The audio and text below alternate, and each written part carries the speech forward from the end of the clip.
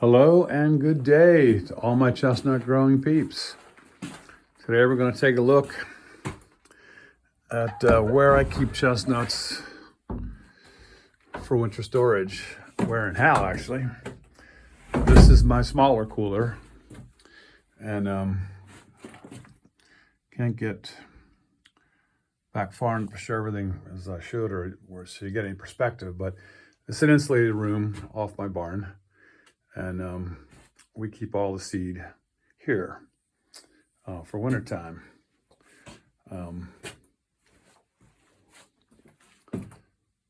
Organized by, plus special seed right there. And then we put seed for sale. We pre-pack the ones we're pretty sure we're going to sell. And we still have quite a good selection of chestnut seed. And this is, of course, in this room is mostly all chestnut seed.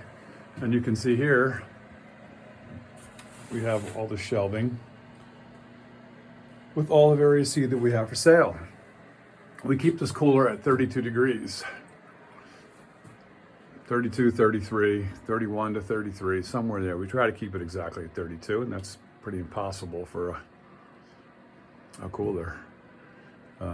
But we do a pretty good job. We have sensors that monitor, and I get alerts if it gets too high. But you can see all the seed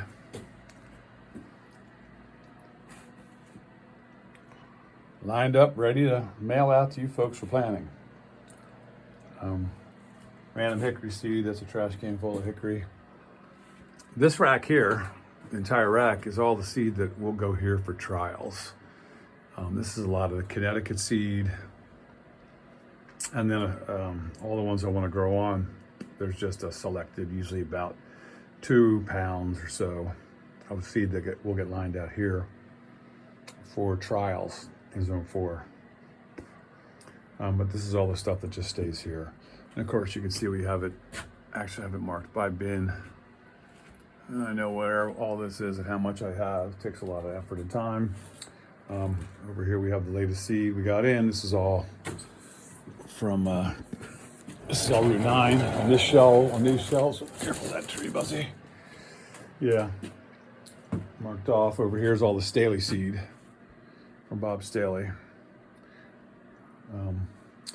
So you'll notice the way we keep these seed is different from a lot of people, is they are not in peat moss or any kind of medium. We also, now here you go, I'm going to take a moment to point that out. That is a rotten nut. That nut is moldy on the inside. And if you kind of look through any bag that we have, that's all pretty good seed. That was Henry I just looked at. But I'm just going to pull a bag out here. And you can see, seed in a bag, sealed.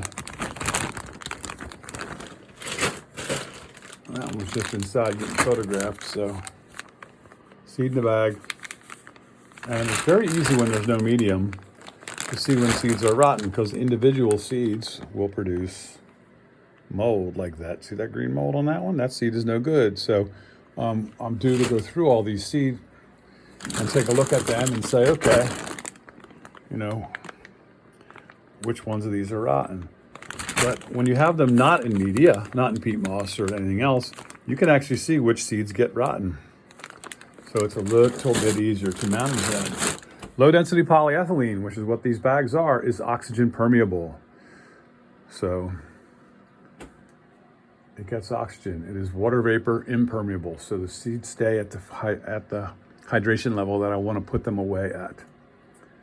And so they stay that way, and they stay very nicely. I keep these seed for a long time before they go bad, or to the point where you can't grow them. Usually an entire year after collection, these seed are at least in good enough shape to plant. They may not be perfect, and there may be a bunch of them that will start to sprout after a year, but this is the last bag of 2023 seed. And, there are a few rotten ones in there. There's one there, right? It's got a root coming right out of it anyway, right? So there's a really rotten one right there. I'm not going to open that because it's too effortful. But yeah, keeping seed is easy if you understand temperature and humidity. Seeds will not sprout at 32, 33 degrees. They just won't. It really just shuts that trigger off. As soon as you get up to 35, 38 degrees, especially if that tree's in moist media, if that seed is in moist media, they are going to sprout because they think after 60 or 90 days, they think they're in the ground and ready to grow. So these are Royal Mark seeds. Now I'm ready to go out the door in perfect shape.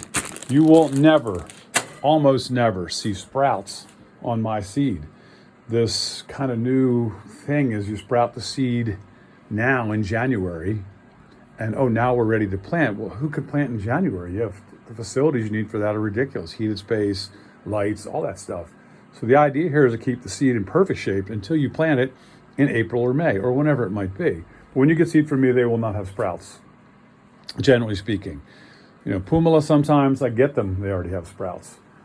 So they will, but the vast majority of the other species just hang out here in great shape and wait until you warm them up before they will sprout. Sago seed. I'm sure you can see there are no sprouts. Anyway, there's no sprouts in any of these seeds because I keep them at 32 degrees. So it's a bit different from what everybody else thinks and does, and this is a lot of lessons here that are hard won from big bags full of peat moss that are completely encrusted 100% with mold. And you can't tell which seed started the mold, and the mold spreads over the whole bag, and now you're sorting through, trying to figure out which of these seeds are good. Floating chestnut seeds is an imprecise science. Many floaters will often sprout. Anyway, so if the seed is good when you put it away and you keep after the bags, look at them, inspect periodically for moldy nuts, it's not hard to figure out or keep seed in good shape, ready to plant. Well, I hope that was interesting and you liked that. There's a lot of seed. And I'm having an awful lot of fun with chestnuts. And thanks to all you people for supporting my insanity. And here you go. You can see what temperature I keep this. This thing is always, it's right on the money. 30, 32, 33. I use jars of water. Here it is here. As secondary, is it below freezing? Because I keep it right there. So once a jar of water freezes in here, it's very hard to get it thawed out because it's at 32. But this one's been in here since we turned this thing on, started putting seed in October, September. And so that one has not frozen yet. So I've done a very good job. Like I said, I have sensors I monitor every day. And I have data for the last few years. And, this time of year, we don't need to cool the cooler. We need to actually put it in supplemental heat. So you can see here is a small heater. And here's a thermostat. So when this gets to 32, that comes on. And that's enough heat to keep this very well insulated room. It's spray foam and sheet foam. The temperature we like. It's still up to people to monitor. We monitor this every day. I'm in here every day. Check the temperatures. Oh, there's some Italian ham, just about ready. Some prosciutto.